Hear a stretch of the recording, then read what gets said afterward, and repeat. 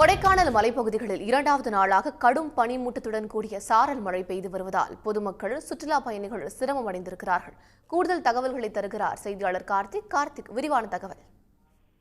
நிச்சயமாக கொடைக்கானலில் கடந்த ஒரு வார காலமாகவே வறண்ட வானிலையே நிலவி வந்த நிலையில் திடீரென்று உறைபனியும் கிட்டத்தட்ட ஒரு 3 நாட்கள் இருந்து வந்தது. இந்த நிலையில்தான் திடீரென்று இந்த காலநிலையானது நேற்று முதல் மாறி இருக்கிறது.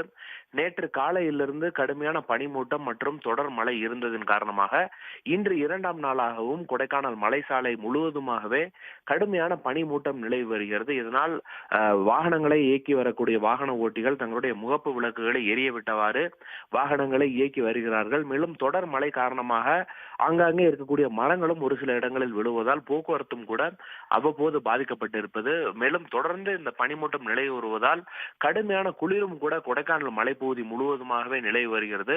மேலும் இதன் காரணமாக பள்ளிகளுக்கு செல்லக்கூடிய பள்ளி குழந்தைகள் பெரும் அவதிக்குள்ளாகி இருக்கிறார்கள்.